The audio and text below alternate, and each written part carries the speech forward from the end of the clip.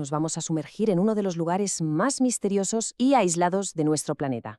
Estamos hablando de un lago gigantesco de agua dulce que lleva oculto bajo 4 kilómetros de hielo en la Antártida desde hace millones de años. Un lugar que, fíjense, podría cambiar por completo nuestra forma de entender la vida y prepararnos para buscarla en otros mundos. El lago Vostok está ahí, en la Antártida Oriental, sí, pero su ubicación es solo el principio del misterio. A ver, pensemos en esto por un segundo. 15 millones de años. 15 millones de años completamente sellado. Sin luz del sol, sin contacto con la atmósfera, nada. Es literalmente una cápsula del tiempo, un ecosistema que ha seguido sus propias reglas, ajeno a todo lo que pasaba en el resto del planeta. Entonces, ¿qué es exactamente este mundo perdido? Para entender por qué es tan importante, primero tenemos que hacernos una idea de su escala, que es, bueno, es monumental. Y para que nos hagamos una idea, ojo, que no estamos hablando de una charca, son más de 17.000 kilómetros cuadrados, con un volumen de agua dulce que es una auténtica barbaridad. Es uno de los lagos más grandes del mundo.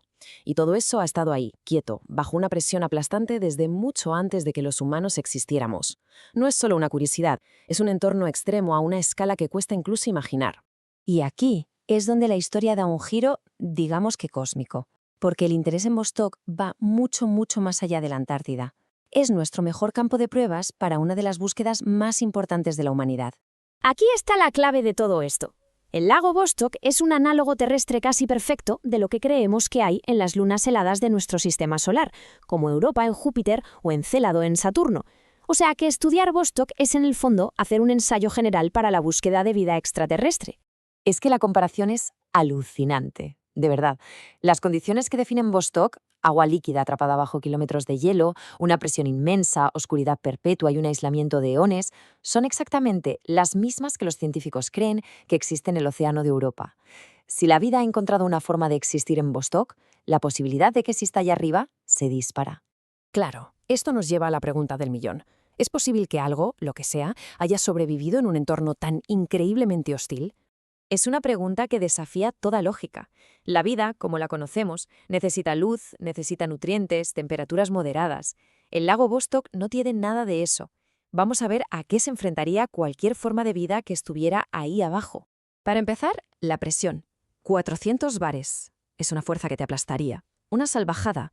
Cualquier organismo que viva ahí tendría que haber evolucionado para soportar un peso que simplemente desintegraría a la mayoría de las formas de vida de la superficie.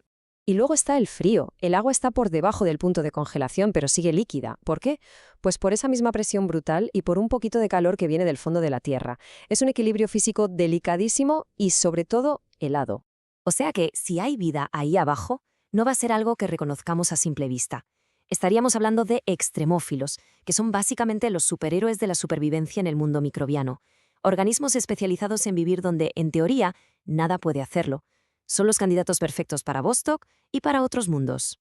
Vale, la teoría es fascinante, ¿verdad? Pero claro, ¿cómo demonios se comprueba?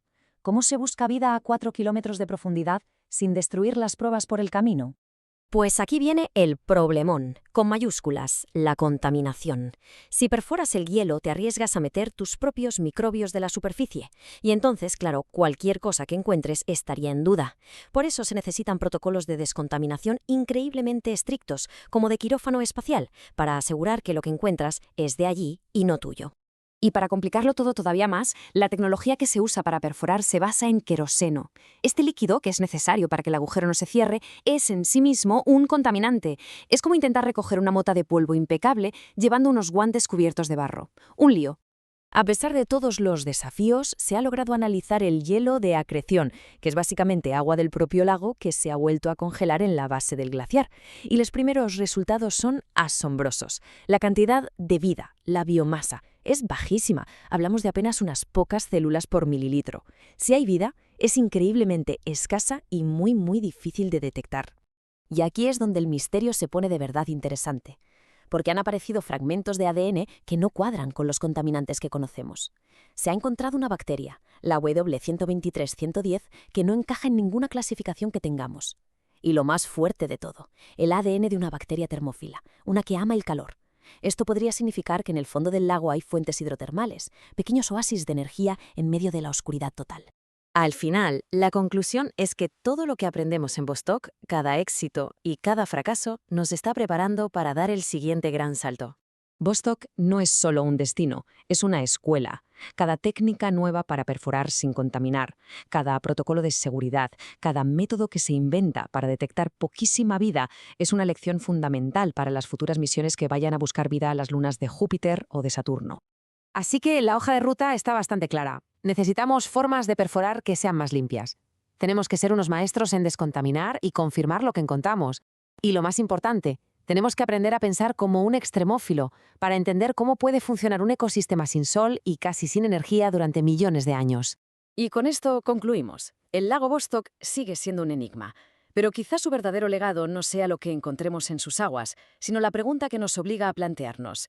Si la vida fue capaz de apañárselas para sobrevivir en este rincón imposible de la Tierra, nos deja pensando, ¿en cuántos otros lugares del universo podría estar escondida esperando a que la encontremos?